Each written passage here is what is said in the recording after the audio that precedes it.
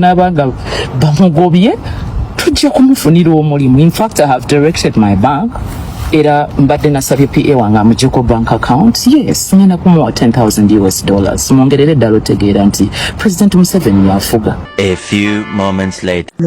You feel me in the civitegere byemwogera. Tojja bitegere. Gwagala trendi. Katata olutandisa okufuuka olusiru. Kati awo wemanyira n'ebyemmwanyi byali bya ddala mukazi oli byali ayogera. Togenda eyo. Mutegedde. Kazate batekuli aliko. Waliwo omukazi mufere. Okakasa. Nange. Waliwo yayogera ne mugamba mu biki ebikiremu. Ate waliwo eyandabula nangambwa toteekayo ssuubi.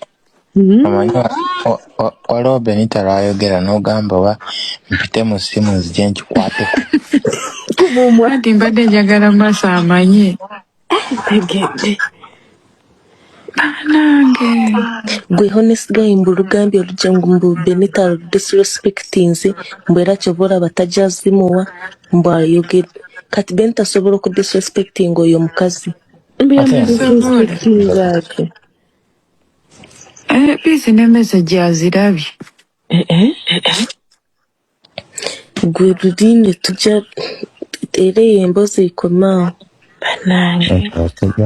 Andi kati tumulinza akole vidi. Agenda osabola. Abantu baagala trendi. Kale, waliwo omukyala yayimba oluyimba n'omugenzi Prince Joe Paul Kafeero nga lugamba lulimu verse eno n'ensaba nzijeko ebigambo nga 2-3 mbyewole mu luyimba olwo lugamba nti baalugera abasooka akusigula takugula ekyo bwe kiri laba omusajja kyanfudde naleka enkota nagenda na kiwagu gwansinga ebyokwepanka nabimaze nkogeddewo akayimba kuba mukamanyi Prince Joe Paul Kafeero muyagambira nti gwe nnolebera kati nze ndagewa obibuuzaani oba ze kinveeko gwe wampala abanyano ndeeta nkati ongobeerawa kale maama nsindira muli akayimba kondoza mukategeerera ddala bulungi so omukyalo oyo ndoza ye Nabiryo yayimba oba yali Nabiryo simanyi ne verse eyo yagimba agamba bw'atyo nti baalugera abasooka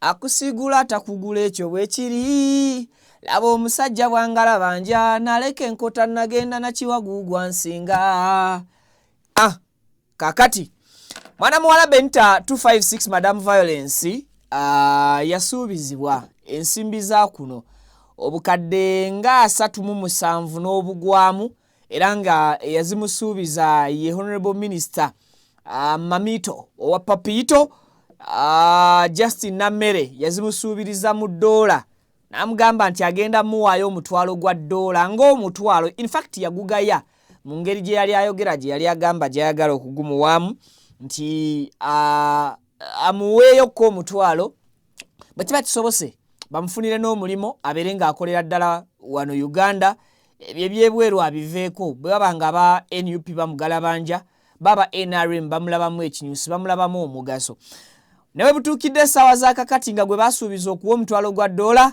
agenda maaso ate n'okuba nti ageya okusaako n'okwekokkola eyagumusuubiza kale mbozi katuje tubeere nga ate tugikuwambula mbulukufu bwayo osobole okubeera ng'otegeera bitambudde bitya kakati Professor Gilbert baali baseka Bukenya alojja ekyamutuukako olunaku lwe yavaayo n'alangirira nti agenda kwesimbawo ku bukulembeze bw'eggwanga Uganda mu mwaka gwa 2016. Professor Gilbert baali baseka Bukenya nkiwakumwe bangi mumumanyi omusajja oyo bwakeera ku makya ne yeesoolayo n'agamba nti kama mbaya ni mbaya ngenda kujja nvuganye Yoweri Kaguta Museveni tubinkane bwankuba akalulu nzikirize nti ntambulira mu gavumenti ye bwe mukuba akalulu akkirize abeere wansi w'obukulembeze bwange era agondere buli kimu ekinaakola ki ekinaabeera mu gavumenti eyo naye wano waliwo bingi bye tugenda okuyiga ku bantu bonna abazze beesimba ku mwami Museveni naddala nga bali serious. Tetugenda kutunuulira nnyo baakazanyiikirizi naye tugenda tutunuulira abantu bonna abeesimbye ku mwami Museveni okwagala okumusigukula mu ntebe ye ey'obwa president gy'atuddeko emyaka kumpi kati 4.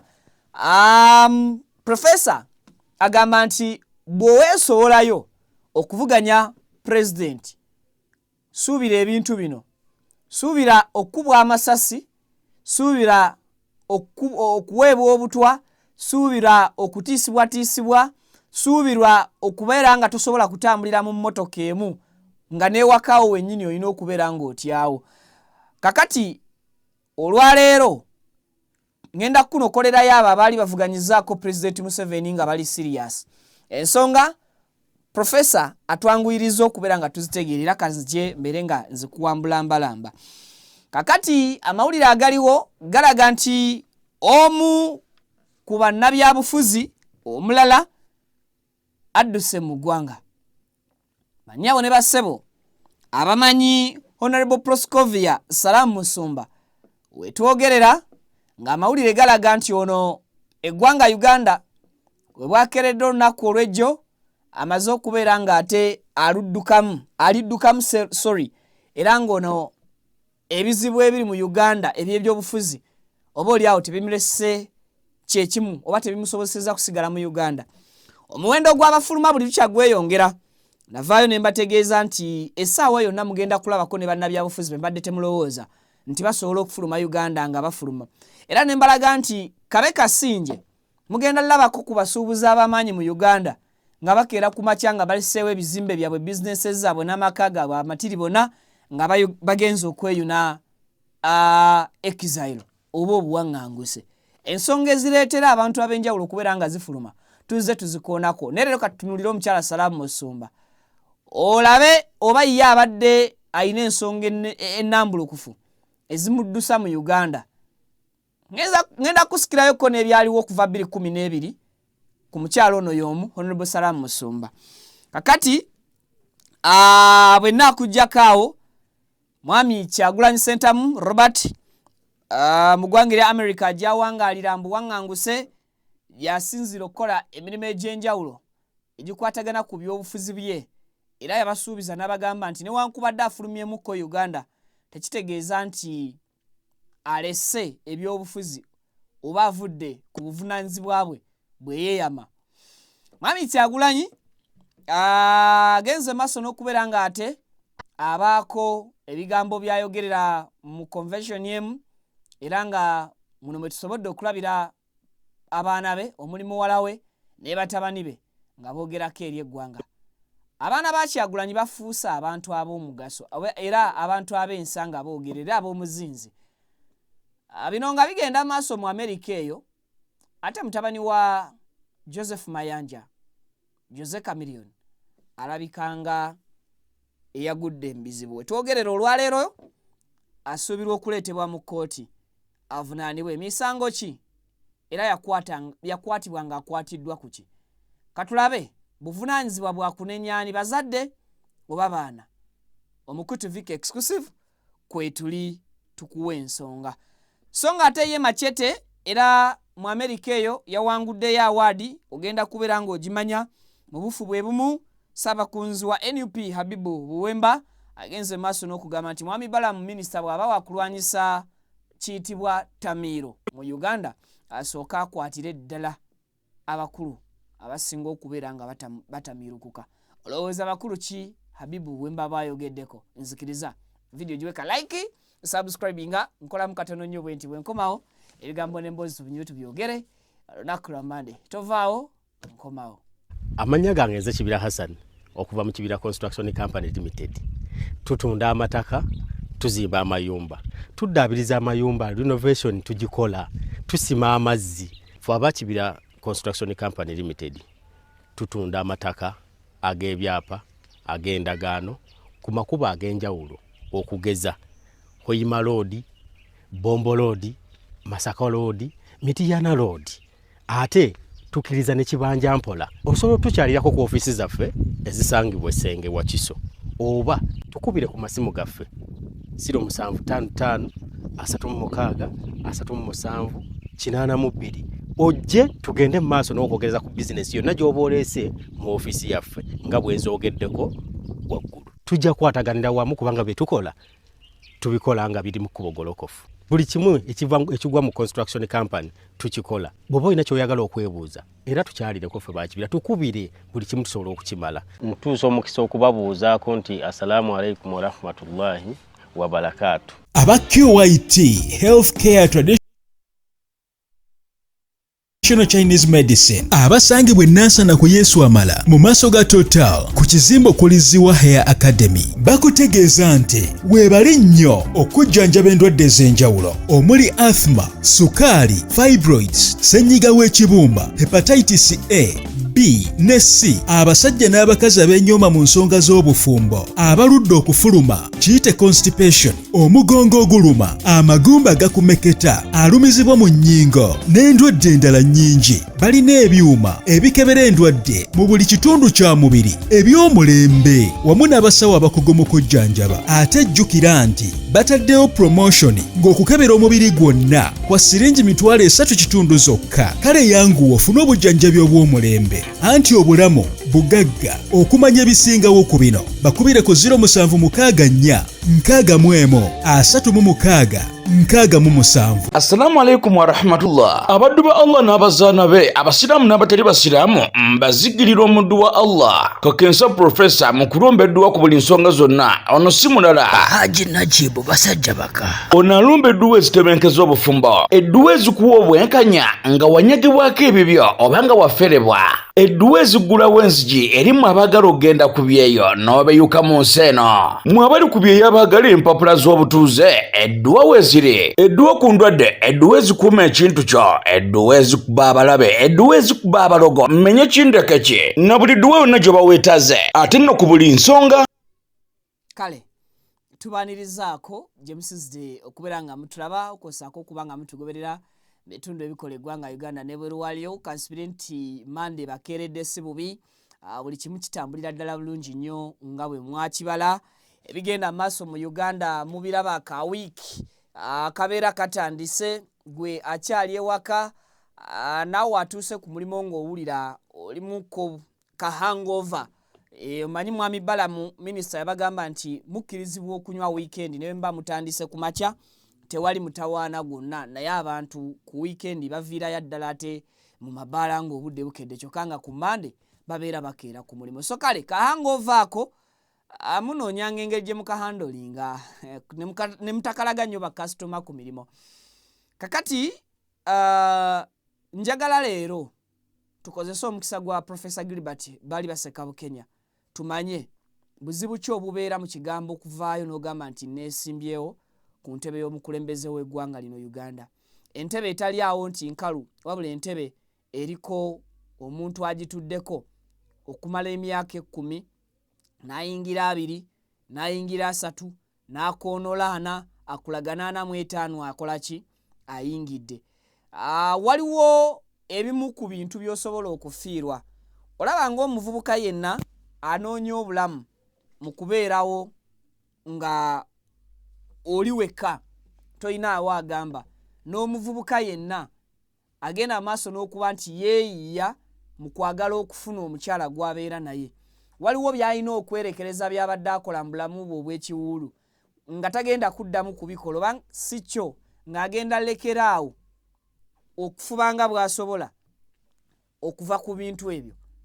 Professor atulaze nti bwe yavaayo mu mwaka gwa 2016 nga yeesowoddeyo kwesimba ku mwami Museveni, buli kimu ekikye kyakyuka. Olugendo lw'ebyobulamu bwe, olugendo lw'ebyobugagga bwe, olugendo lwa famire ye, olugendo lw'entambula ze, buli kimu olunaku lwe yasalawo n'agamba nti ngenda kwesimbawo okuvuganya mwami Museveni mu 2016, buli kimu kyakwata ekkubo eryawukana ku lye yakizimbirako. Oyinza okubuuza lwaki Vicky otandikidde eyo? Ndabye abantu bangi nga bagamba nti singa nze nnyina Kyagulanyi by'ayina, singa sitaataaganya nteekateeka za mwami Museveni kugamba nti njagala kwesimba mu ntebe gy'atuddemu. ndabye abantu bangi abagamba nti Dr. Kanokiza Besigye singa yakkiriza n'atambulira butambulizi mu layini ya President Museveni gye baaliko oba yawaba oba teyawaba naye n'asigalawo ebizibu byalimu leero teyali bisiŋŋaanye.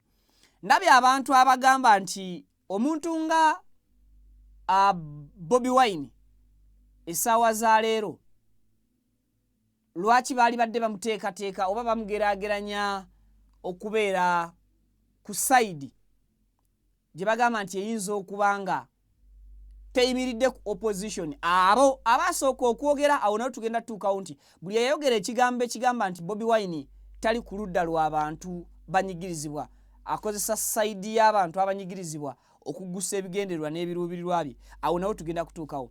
Kati kansooke nkuwe ku Professor Gilbert Balibase Bukenya akubuulire mu ddakiika nga 2 zokka kiki ekyamutuukako kwe mbanzi gyansinziira okumenyeramenyera ebimu ku bibaddewo ku bantu abazze bavuganya Mwami Museveni. Pavin tereyo akatambi ako. Katambi kabuze? Twagala tulabe bizibu ky'omuntu by'asobola okubeera nga asanga. Awo 2016 walangirira n'ogamba nzija kukulembeze kuba president ku ballot nzija tewalabikako. Gomanye byandiko olunaku lwe nalangirira ndowooza abantu abangobereranga okunsala basukka ne mu 1000. Nze navanga e Kampala okutuuka ewange e Kakiri nga ninnya emmoroka 3 nnya.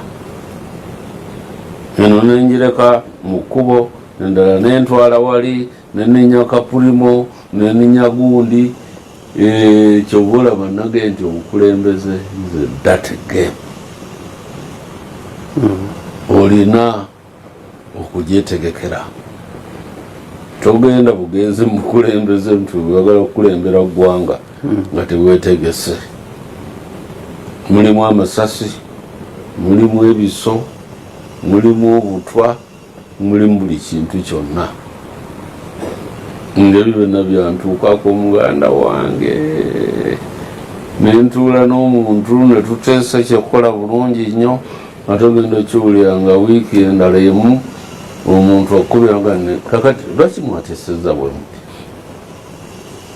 Nze omanyi nti nagenda nensinkana President Museveni oluwe ekisozi naye nga byonna bye twateesangako byonna birina ku lupapula abimbuulira gwe kati nonkola kino olusanga ndi muganda wange nze mbitadde era namugamba butereevu nti mbitadde nja kuwagira oba kiba kiba oba nfa nfe naye nze nja kukola ki nja kuwagira. Amaze okutegeera nti abali b'enkwe bangi nnyo abasobola okukulira munda ate nga gwoba ozimba buzimbi nnyumba okyali ku foundation ne bakuttira awo. Kakati Professor Gilbert Balibase Bukenya yaliko Vice President w'eggwanga lino Uganda okuva mu mwaka gwa 2003 okutuukira ddala mu mwaka gwa 2011 mu mwezi gwa May ng'ennaku z'omwezi 23. Position eyo yagifuna 23 still omwezi gwa May 23. Professor Gilbert Balibase Bukenya yaliko omukiise wa Parliament wa Busiro County North kuva 1996 mpaka 2016 nga ye mukulembeze wa Busiro North. Kakati Professor Gilbert Balibase Bukenya okumala emyaka egiwererako ddala nga amyuka Mwami Museveni nga vice we era nga gwe tusobola okugamba nti ye gwakubiriwe eggwanga lino Mwami Museveni by then singa yali afunye obuzibu bwonna obuyinza bwali badde buli mu mikono gya Professor Gilbert Balibase Bukenya okuva 2013 awo. Naye kyamukisa mulungi nti president w'eggwanga Uganda mbiseera ebyo era nakati mbiseera bino teyafunako ko buzibu bwamugisaako ko mu kifo kye Gilbert Balibase Bukenya Professor okutuulako mu ntebe y'obwa president n'agijjulamu ng'omukulembeze ow'eggwanga. Kakati 2011 amaze okugibwa ku bwa vice president asigala nga mubaka mu parliament, asalawo aleka ekifo ky'obwa member of parliament mu 2016 agamba kanvuganye abadde mukama wange gwe mbadde gwakubiriwe Yoweri Kaguta Museveni. By then ngeri atebabulwa atannaba kuligattako. Ekigambo bugambo kyokka okumufubutuka mukamwa nti neesowoddeyo ngenda kuvuganya ku ntebe ya ggwanga kyamala bumazi okuzza obulamu bwa profesa emyaka nga 10 emabega, mu byobulamu bwe, mu byenfuna ye ne mbulamu bwe obwa bulijjo ng'omuntu. Akugamba nti yatuukanga ekiseera okugenda ewuwe gy'asula e Kakiri nga kimwetaagisa okukozesa emmotoka ezisukka mu 4, ng'atambulira ne mu kamotoka k'osobola okusanga nga kaaganyegenya naye nga vice president mulamba oba nga presidential candidate mulamba ayagala okubeera nga akwata eggwanga lino. Why? Nti yatuukanga mu biseera ebizibu nga kimwetaagisa okubeera nga arisikingayo obulamu bwe okumaintaininga ekigambo kwesimba ku mukulembeze wa ggwanga, mpaka we yawulira nga ekintu kimuzitoyeeko ne yeesitula ye ng'omuntu n'agenda mu maka g'obwa president n'amugamba nti ekituufu ekiriwo kye kino na kino na kino, era okuva ne leero ekiyitibwa okwesimba ku ntebe yo nkivuddeko.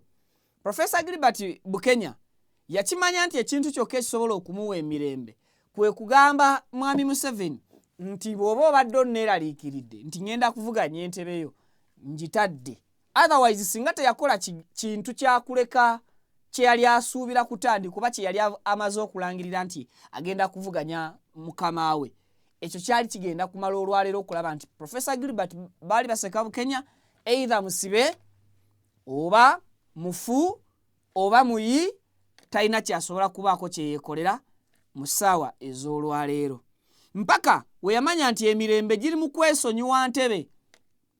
Tuli mu nsi gye tugamba nti erimu democracy, tuli mu nsi gye tukkiriza obulungi nti erimu emirembe giyika ng'omubisi. Kakati omuntu eyaliko ku lusegere lwa president ng'ayingira mu nnyumba president gy'ayingiramu okumala emyaka 10 mirambirira, kale ndoza jibe emyaka nga 8 23 ndi wali 7 ne jibe emyaka 8 mirambirira nga vice president w'eggwanga ng'atambuliramu obulamu president bwe yali badde atambuliramu nga anyumya ne president wamwagalira essaawa zonna zamwetaagira, bwe kiba nga okuvaayo obuvi okwesimba ku mukama we mu kuvuganya okuli herethe kusobola okumuviirako ebizibu ebisobola okuthreateninga obulamu bwe nti kekubeere kutambula butambuzi, awulira waliwo ekibeera kitateredde, awulira ng'obulamu bwe buli mu katyabaga. Kati saasira omuntu nga ba Robert Kyagulanyi Ssentamu abatabeerangako ku lusegere lwa mwami Museveni nga president, abatabeerangako mu nnyumba y'emu na mwami Museveni kumala nnaku 3, abatabeerangako mu security na connection mu byakwerinda yadde ebiri linked to president w'eggwanga, nti oba president atya nti ono kamanyi security team ye ayinza okugicompromisinga n'ekola ekikyamu. Abantu abasinga tulengera omuntu okuvaayo ne yeesoolayo n'agamba nti ngenda kukola kino kezibeere business mu bulamu bwaffe obwa bulijjo, ne tulowooza nti okusalawo kw'omuntu oyo kintu kyangu oba kintu kya bulijjo, naye ekigambo kwesimba ku mukulembeze wa ggwanga abantu ne basigala nga bayimiridde naawe, tusigale nga tuwa abantu abamu ekitiibwa. Nze mwami Kyagulanyi bulijjo nnyina eddaala mwe mulabira nga nkimanyi yes omusajja mugumu, mugenda kunsonyiwa okwesimba ku mwami Kyagulanyi nti batunuulira abantu bonna abasinze okuvaayo okwesimba ku mwami Museveni baali babaddeko ne president Museveni, baali babaddeko minywanyi gye baali babaddeko bannabyabufuzi abagundiivu era baali babaddeko abantu abategeera empiki z'ebyobufuzi bwe zitambula. Now ku muntu nga Robert Kyagulanyi Ssentamu eyava gye yava najja n'akakasa nti ngenda kwesimbawo ku bukulembeze bwa ggwanga n'akijjanyizibwa. Osobola okukonfaminga ebigambo bya Professor Gilbert Bukenya nti bwe weesimba ku Mwami Museveni osobola okufa, bwe weesimba ku Mwami Museveni osobola okubulwa obutuuliro, bwe weesimba ku Mwami Museveni osobola okuba nti buli kimu ekyo kisaanawo. Why? Mujjukira Kyagulanyi egimu ku misango egyali gimugguddwako gyali gisobola okunnyika obulamu bwe okwenkana Dr. Kano Kizza Besigye omusango gwalimu. Abajjukira obulungi omusango gwaliwo ogw'emmundu mumbuulire omusango ogwo gwali guyinza kuteeka ludda wa Mwami Kyagulanyi singa tugamba nti omusango ogwo gwasigala gugenda mu maaso. Va mu kutunuulira nti omusango gwaliyo oba tegwaliyo, naye tunuulira kimu, singa omusango ogwo gwasigala gugenda mu maaso biki ebyali baddewo? Bobi Wine olwaleero yali badde ali luddawa? Era egimu ku misango emirala egyali badde gigoberera omusango ogwo olowooza Bobi Wine singa ali ki? Dr. Kano Kizza Besigye ye yali omusawo wa Mwami Museveni emyaka gye baabeerera mu nsiko. Ono yali loolo nnene nnyo ku bulamu bwa Mwami Museveni okubeera nti omuntu eyali amumanyi olwaleero essaawa zino gyali tasobola kubeera nga yeesalirawo by'ayagala, tasobola kubeera nga yeetegeerera kikumi ku kinnaakyo nga tasoose kubeera nga asaba lukusa lwabo abamukuuma oba emikono gyalimu egya prison. Olwaleero tukkirize nti abantu abali real abavaayo ne bagamba nti ngenda kulwanirira ggwanga lyange obulamu bwabwe babeera babutadde mu katyabaga. Bwe mpulidde ebigambo bya Professor nzikiriza nti Bobi Wine yeesowolayo si kubeera bubeezi mu kulembeze wa ggwanga but yeesowolayo kukakasa nti Uganda ebeeramu democracy. Kuba singa tuli mu nsi erimu democracy nze Vicky waabwe okubanga namala senior 6 ne neesowolayo nesimbe ku president w'eggwanga, ekyo kyali badde tekindeetera kukijjanyizibwa, ekyo kyali badde tekindeetera kubeera nga ndabibwanga mulabe munda mu ggwanga lyange. Bangi ku bantu abazze bavuganya President Museveni basobodde okubaawula, era wano wetukakasiza demokrasiya gwe tulina nti abantu abavuganya President Museveni ebiseera bye bamuvuganyirizaako nga tebabadde bannabyabufuzi bamanyiddwa, tebabadde ku lusegere lwa president nti babadde batambulako naye bamanyi enkola ye ey'ebintu, ng'abaana bavudde ku masomero, bantu babadde mu businesses zaabwe ne bajja ne bagamba tugenda kubeerawo, ogenda kusanga nga bannayuganda babadde bakola analysis yaabwe ejja mu busobozi bwabwe ne bakutegeeza nti oyo ekyamazima ekimuleese si kwesimba ku President Museveni, ekimuleese aleeteddwa buleete bwa Mwami Museveni kulaga kifaananyi nti demokrasiya waali, abantu basobola okujja mu nnamba gye baagala ne banvuganya, abantu basobola okujja okuva mu sectors ez'enjawulo ne banvuganya oba ne bajja ne tugenda mu lwokaano bannayuganda ne basalawo nti nze nkola ki, nti nze nkira. Kati ebyo nange omaze okubiraba, omuntu yenna gw'olaba akontradictinga ne gavumenti eri mu buyinza tomuteekangako kigambo kigamba nti ono alya nabo, tomuteekangako kigambo kigamba nti ono awuduwikinga mmwe oba abuzaabuza mmwe abasiruwaza.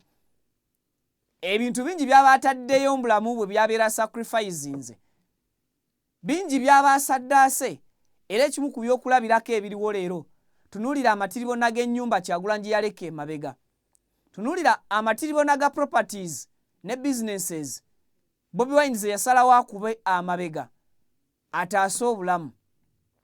Kirireetinge ku bigambo bya Professor Gilbert baali baseka Bukenya byakulaze n'akugamba nti suubira emmundu, suubira masasi, suubira ebiso, suubira buli kimu ekibi mu Uganda ky'omanyi okutuukako as long as ovuddeyo n'ogamba nti weesimbye ku Mwami Museveni. Kakati nno ebyo bye bimu ku bituli ebiraga nti demokrasiya mu Uganda oba eddembe mu Uganda lili limited. Bwe ngamba nti lili limited sitegeezezza nti teririiwo, eririwo lirina be lifevalinga.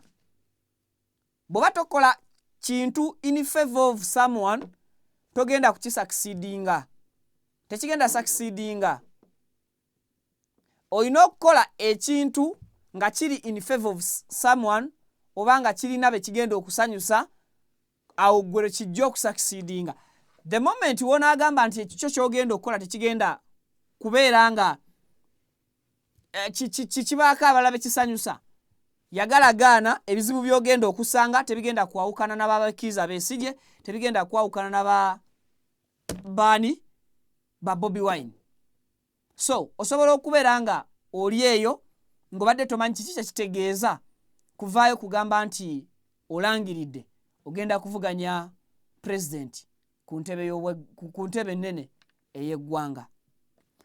Bwe nkuggyako awo, Uganda buli lukya abantu abalimu bongera okusiba engugu, naddala abantu ab'amaanyi mu kazannyo k'ebyobufuzi, naddala abantu ab'amaanyi be tulowooza nti bayivu baali baddewo ne bayimirira ku lw'eggwanga lyabwe, bwe muba nga mulimu ensobi ezo ne zigololwa. Kyannaku kikuba ekikwene ununu nti abantu abo buli nnaku olukya twongera okulaba nga bafuluma Uganda bagenda mbu waŋŋanguse. Abantu nga bannamateeka abaliwo okulaba nti Uganda etambulira ku nfuga ey'amateeka bawaŋŋanguse bagenzi ba Aaron Kiiza. Abantu nga ba Dr. Stella Nyanzi bafuluma Uganda si kyeyagalire, naye political affiliations zabaleetera okuba nti bafuluma Uganda. Abantu nga ba Robert Kyagulanyi Ssentamu bafuluma Uganda nga tusuubira nti baalina bingi bye bagatta ku nsi yaabwe nga bali wano. Abantu nga ba Honorable Ssemujju Nganda bakeera ku makya ne baabulira eggwanga nga tulowooza nti obumanyi bwabwe eri ensonga ezigenda maaso mu Uganda bukulu nnyo singa baba bali wano ku butaka e Uganda.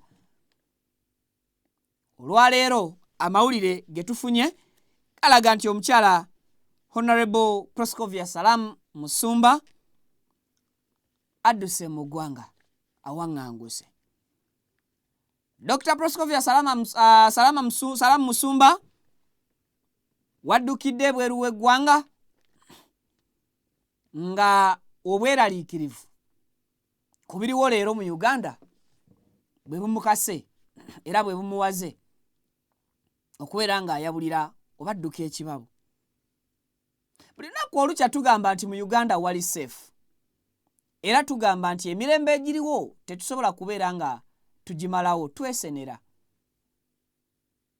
Buuzaayo munnabyabufuzi bw'oba oli mukwano gwe ng'okimanyi nti munnabyabufuzi oyo abaddeko yadde ennaku 3 ng'awakanya gavumenti.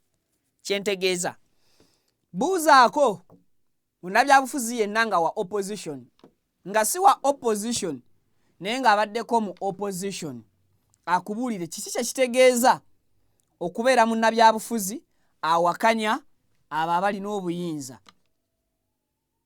oba agezaako okuba ebituli mu abo abalina obuyinza. Honorable Ssemujju Nganda bwe yafuluma Uganda nabagamba nti musuubire abantu ab'enjawulo be mbadde mumanyi nga b'amaanyi okeera ku makya okukwatamu engugu zaabwe. Ne mbagamba nti si buli agenda okudduka Uganda nti atidde musango gwa Dr. Kano Kiiza Besigye mugatta ku fayiro eyo. Naye ne nkulaga nti ezimu ku nsonga ezifulumya abantu bano kukakasa nti badda mu bukulembeze obubindabinda era obunaatera okukyuka mu gavumenti eribezzeeko, baleme kugenda mu gavumenti eno eriko. Mulabikira temuntegedde nti abakulembeze bangi abafuluma ebweru w'eggwanga era bakyeyongera okufuluma ebweru w'eggwanga ng'ensonga ebaddusa si kubeera nti batidde komera bagenda kusibibwa ku misango oba bagenda kugattibwa ku fayiro ya Dr. Kano Kizza Besigye. Naye bangi ku bo bafuluma Uganda badduka nga batya kugwa na gavumenti eri mu buyinza, kuba gavumenti eri mu buyinza banyabo ne basebo tekyawezaayo myaka 2 nga yemu yefuga. Kyokka ate bana abawaŋŋanguko oba abadduka mu Uganda kizibu okumala muno emyaka yadde 5 nga tebannaba kuba either nga bafu oba nga tebannaba kubeera nga bali mu makomera. Twagambanga abantu wano nti opposition erimu ebiwayi bibiri. Erimu opposition leaning party eri mu buyinza, that is NRM, nemberamu ne opposition nga yo eyimiriddewo kulwa opposition kuwakanya oba kuwabula luddalu oba kuwabula gavumenti eri mu buyinza. Kati n'oyo gwolowooza nti bulijjo yeekulubeesa n'aba NRM abali mu buyinza tekikwewuunyisa keera ku makya ne bagamba nti afulumye. Ekimufulumya si kubeera nti gavumenti ye gy'abadde akwekerera nga yeefuula owa opposition ye mufulumizza egenda musiba. Ekimufulumya tayagala gavumenti ya NRM lwerigwa naye kugwira mu gavumenti eyo. The reason as why nkugamba ntayagala kugwira mu gavumenti ya NRM enaatera okugwa mu budde bwayo obutali bungi is because abantu abatulaba abatugoberera mu Uganda bamanyi buli munnabyabufuzi eyeekulubeesa ne gavumenti. Bamanyi buli munnabyabufuzi eyeefuula nti wa side enyigiriza abantu naye nga automatically abaliira mu ndanga mmese. Kati abantu bano si basiru, bannabyabufuzi bano bategeera nti regime oba generation eno y'abantu abaliwo leero ekuba tooki mu ebyo ebiri ewala.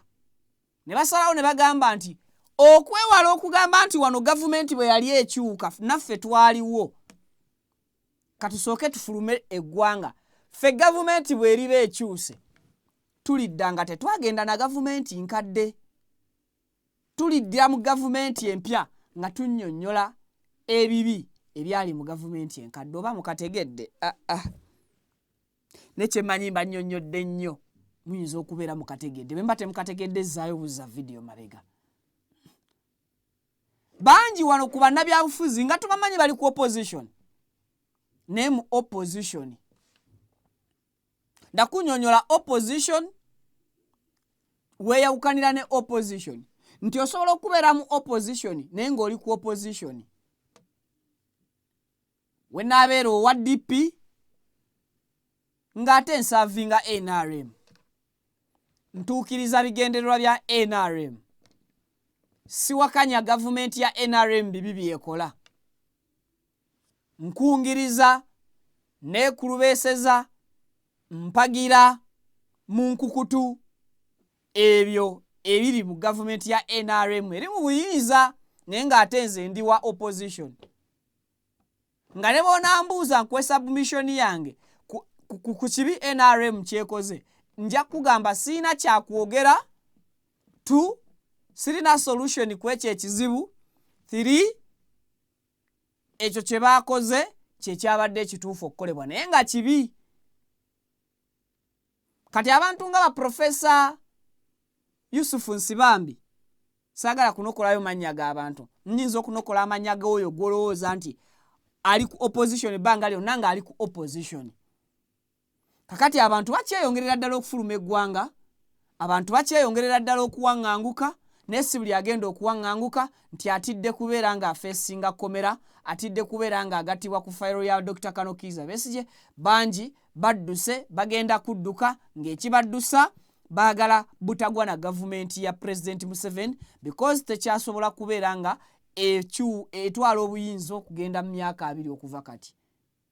Ate ffe abaliwo abali mu myaka 2, mu myaka 2 gavumenti ya Museveni ne bweriba ewangadde nnyo tesobola kutufugira mu myaka 4 nti ffe tujja kuba tukoonyana abali mu 2 nga tumanyi Dr. Katugeze, nga tumanyi abantu bano bonna abali mu kuwaŋŋanguka nga bawaŋŋanguka lwakuba nti babadde beekulubeesa either na gavumenti oba badde bakolagana na government ebadde enyigiriza abali mu myaka 2 ba genziz bwe bali weze emyaka ananga tebasobola kutunuuliza maaso bano oba muntegedde ne mbate muntegedde video yedde mabega kye kirungi kyeyawukana ku TV kale bwe tuveeyo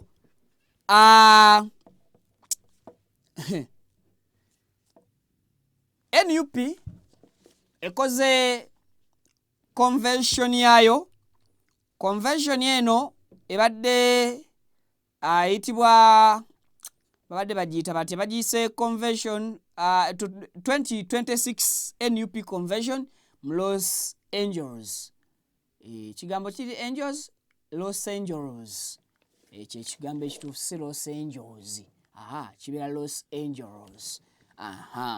Kakati convention yeyo Robert Kyagulanyi Ssentamu as omukulembeze wa NUP ajegasemu muno metulabidde ne family ye nga egenda maaso n'okubaako obubaka bwewaabo abakuŋŋaanye mu convention eno. Tulabye kugaba award era nga Diaspora Award of Honor bagiwadde Yasin Sekitoleko abasinga gwe mnanyinga Machete era ng'ono bagimuwadde olw'obuvumu n'okusigala nga akyali mugumu mu kaseera ka savinze mu prison ebanga kumpi ya myaka 6 mirambirira.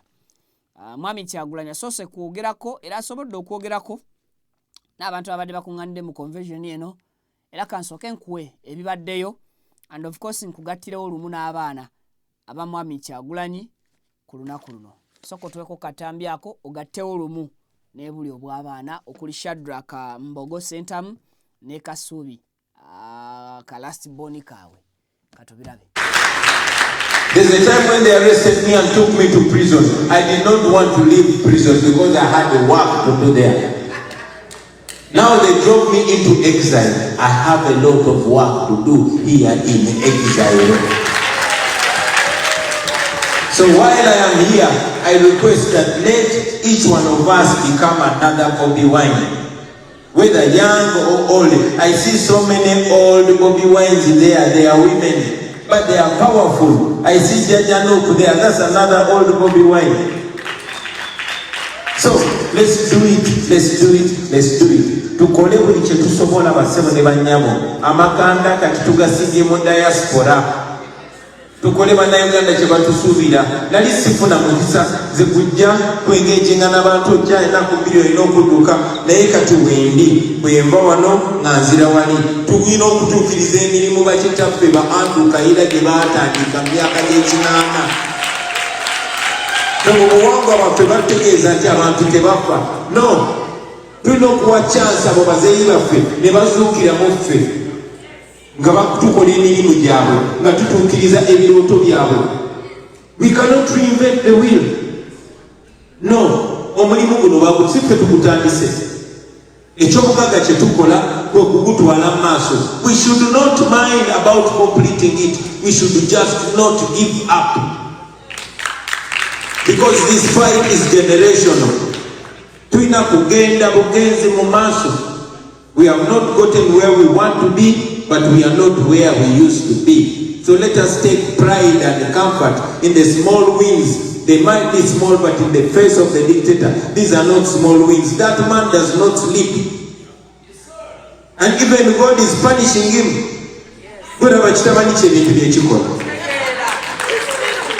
So let us keep fighting. Let us trust in God. And I also want to say that I'm actually saying this as a child myself is very embarrassing. I'm very angry at what Uganda has come to. I was born in a place where nature was happy and where we were all together. Now it's full of a place of rumble and war. That is embarrassing. Good morning, everyone. I want to start with people power. Our power. People power. My name is Mbogo Shadrack. I'm going to be reading a Song of Lament, and I'm the third born child of Honorable Robert Kyagulanyi. Psalms 42 verse 1 to 11 reads, As a deer longs for flowing streams, so my soul longs for you, O God. My soul thirsts for God, for the living God. When shall I come and behold the face of my God? My tears have been my food day and night, while people say to me continually, "Where is your God?" These things I remember as I pour out my soul, how I went through the throng and led them in possession to the house of God. With glad shouts and songs of thanksgiving, a multitude keeping festival. Why are you cast down, O my soul? And why are you disquiet with me? Hope in God, for I shall again praise him, my help and my God. My soul is cast down within me. Therefore I remember you from the land of Jordan and of Hermon. From Mountain Mizar, deep calls to deep at thunder of your torrents. All your waves and your billows have gone over me. By day the Lord commands to his steadfast love, and at night his song is with me, a prayer to the God of my life. I say to God, my rock, why have you forgotten me? Why must I walk about mournfully because the enemy oppresses me? As with a deadly wound in my body, my adversaries taunt me, while they say to me continually, "Where is your God? Why are you cast down, O my soul? And why are you discontent with me? Hope in God, for I shall again praise him, my help and my God."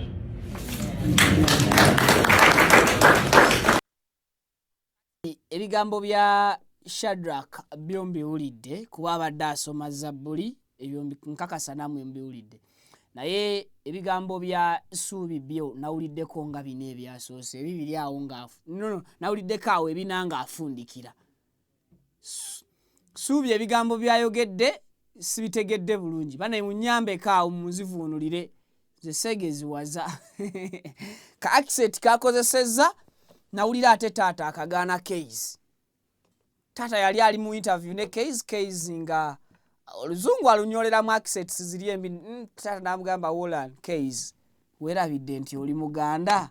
So taata Ssuubi simutegedde bulungi. Nsabye oddemu addemu recording ku TikTok. Atuvuunulire atuwulire kye yabadde ategeeza. Ebisembyeyo mbiwulidde era nsese n'engalo n'enkuba. Naye wali wasuuse we twata.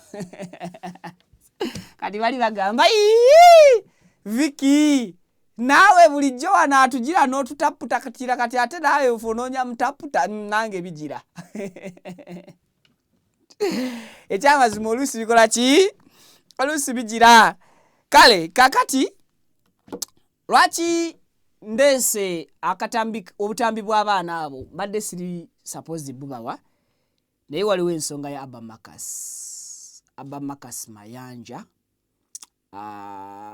yagenda maaso ayina ebintu byabadde yeekola ku mutimbagano okwo gye buvuddeko mwalabako ebintu ebitali birungi mu nnono zaffe wano ku mutimbagano ng'omwana oyo Abba Marcus kigambi simanyi oba ye yatabati obutambi bwali bulagaye nga bazanya obutambi obwo obuseegu. Kakati nkulaze side y'abaana ba Mwami Kyagulanyi nenkulaga nti bavuddemu omuntu era osobola okukiraba muli nti Mwami Kyagulanyi akuzizza abaana wakati mu mpisa n'ennono. Kakati Abba Marcus mutabani wa Jose Chameleone sigenda gamba nti takuziddwa mu mpisa na nnono. Era sigenda kunenya taata wa Abba Marcus oba maama. And saagala tutunulire family background eri ki. Abba Marcus oyo Jose Chameleone nze nzikiriza nga taata akoze obuvunaanyizibwa bwe. Kino muyinza obutakkiriziganya nange. But I believe Jose Chameleone nga taata akoze obuvunaanyizibwa bwe oba oli awo eri omwana oyo Abba Marcus. kati ku side ya maama engeri kiri nti abaana bano tebakuze nnyo mu family erimu maama na taata. Yensonga lwaki taata nsoose ne mujja mu kintu kino Jose Chameleone. Abaana basobola okukula ne maama. Ne maama alina mpisa zaaki zaawa. Nsuubira okubeera nti Chameleone mutabani w'abamayanja amanye empisa ya wano n'ennono ya wano kyeki. Tasobola kubanga ayagala omwana okukula mu mpisa eyawukana n'eyiye ey'obuzaaliranwa.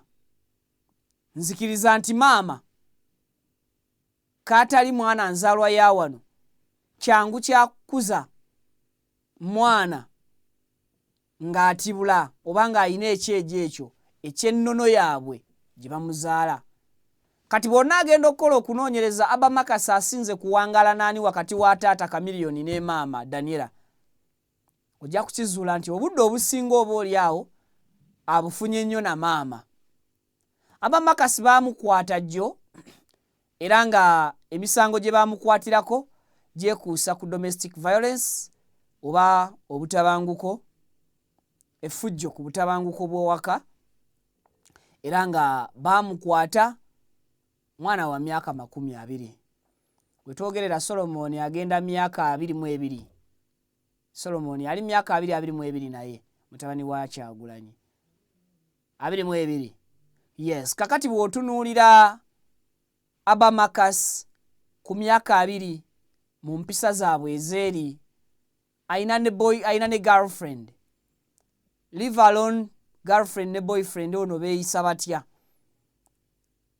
Naye ekintu kino kiteeke ku level y'abazadde babalabirako batya.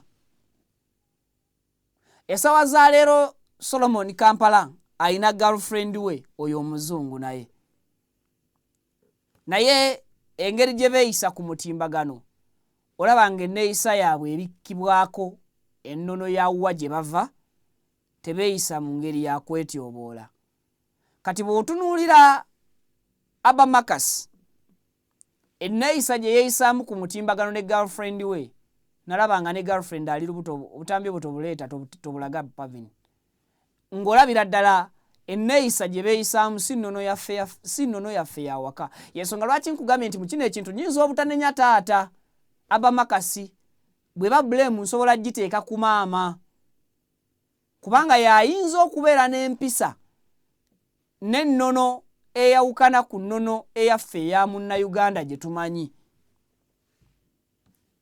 It is allegedly kigambibwa nti Abba Makasi babadde bazannya obutambi ne mu girlfriend we, obutambi obwo ne babuteeka ku sites ezisasula obuseegu.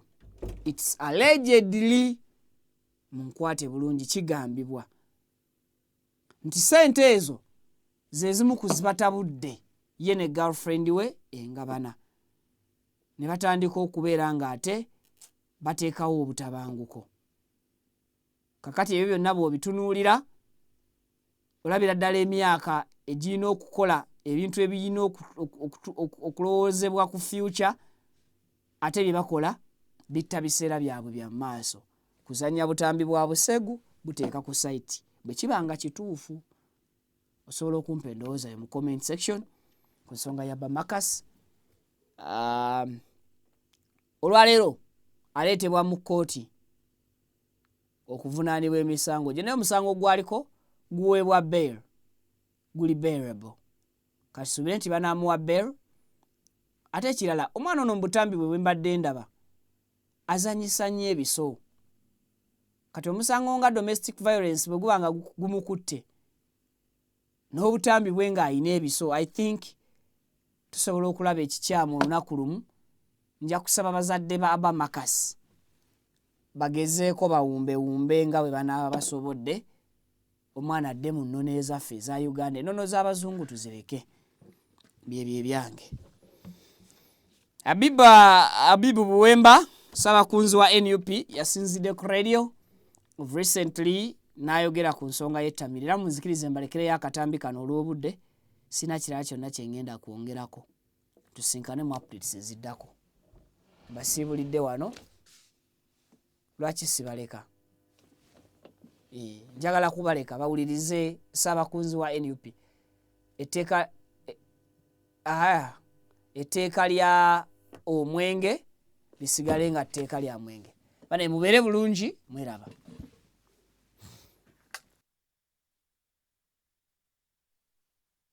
So ku nsonga ya Balamu n'omwenge nze nsaasidde Balamu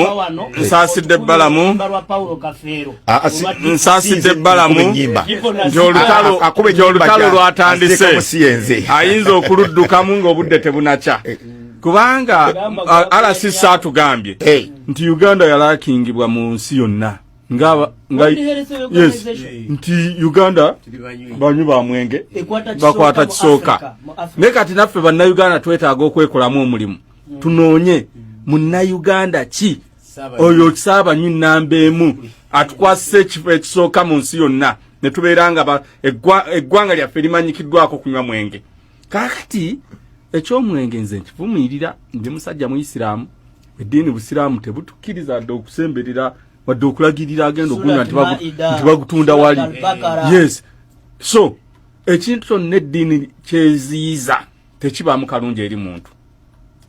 Era kyeraze bulwatu nti buli anywa n'agangayira byakola tebimukiikirira bulungi era bw'obimujjukiza emisana ababyerabide akunoonya kusiba alowooza nti omuvumye omuvodde omusizaamu amaaso buli anywa siba muntu abo abalina obusobozi obusiba basiba ng'omugambye nti nno bwe wanywedde jjo bye wayogedde mwattu wagambye kino na kino onvumye okobudde buleka butuweddeko mbadde ne Dr. Sematiko nemba ne Bwembo nemba ne Gansoni Simana nga kibayo obudde butuweddeko nze Professor Lusinja kuddamu okuwuliziganya mwaka ongejja kuba ennyimba nkadde kazituwedde bunnaffe ennyimba enkadde ijja kuba saa 2 mpaka ssaawa kipera mu mukaaga mwe banywe mwe balira program lengera bwe badde nze sikiteekamu nnyimba ateekamu ennyimba teyalutaddemu. Amanya gange nze Kibira Hassan okuva mu Kibira Construction Company Limited.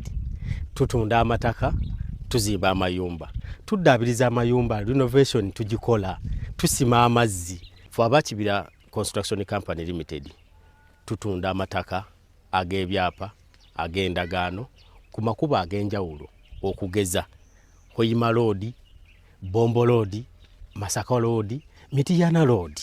Ate tukiriza ne Kibanja Mpola osobola tukyalirako ku ofisi zaffe ezisangibwa Ssenge wa Kiso oba tukubire ku masimu gaffe 0755 36 37 82 ojje tugende mu maaso n'okwogereza ku bizinesi yonna gy'oba oleese mu ofisi yaffe nga bwe nzoogeddeko waggulu. Tujja kwataganira wamu kubanga bye tukola tubikola nga biri mu kkubo golokofu. Buli kimu ekigwa mu construction company tukikola. Bw'oba olina ky'oyagala okwebuuza era tukyalireko ffe bakibira tukubire buli kimu tusobola okukimala. Mutuusa omukisa okubabuuzaako nti assalamu alaikum wa rahmatullahi wa barakatuh. Aba QYT Healthcare Traditional Chinese Medicine abasangibwa Nansana ku Yesu Amala mu maaso ga Total ku kizimbo kuliziwa Hair Academy bakutegeeza nti weebali nnyo okujjanjaba endwadde ez'enjawulo omuli asthma, sukaali, fibroids, ssenyiga w'ekibumba, hepatitis A, B ne C, abasajja n'abakazi ab'ennyoma mu nsonga z'obufumbo, abaludde okufuluma, kiyite constipation, omugongo oguluma, amagumba gakumeketa, alumizibwa mu nnyingo n'endwadde endala nnyingi. Balina ebyuma ebikebera endwadde mu buli kitundu kya mubiri eby'omulembe wamu n'abasawo abakugu mu kujjanjaba. Ate jjukira nti bataddewo promotion ng'okukebera omubiri gwonna kwa siringi $3 kitundu zokka. Kale yanguwa ofune obujjanjabi obw'omulembe anti obulamu bugagga. Okumanya ebisingawo ku bino bakubire ku 0764 61 36 67. Assalamu alaikum wa rahmatullah. Abaddu ba Allah n'abazaana be abasiraamu n'abatali basiraamu mbazigirira omuddu wa Allah Kakensa Professor mu kulombeddwa ku buli nsonga zonna. Ono si mulala Haji Najibu basajja baka. Ono alumbeddwa ezitebenkeza obufumbo. Edduwa ezikuwa obwenkanya nga wanyagibwako ebibyo oba nga waferebwa. Edduwa ezigulawo enzigi erimu abaagala okugenda ku byeyo n'obeyuka mu nsi eno. Mmwe abali ku byeyo abaagala empapula z'obutuuze edduwa weeziri. Edduwa ku ndwadde, edduwa ezikuuma ekintu kyo, edduwa ezikuba abalabe, edduwa ezikuba abalogo, mmenye kindeke ki na buli dduwa yonna gye baweetaze ate nno ku buli nsonga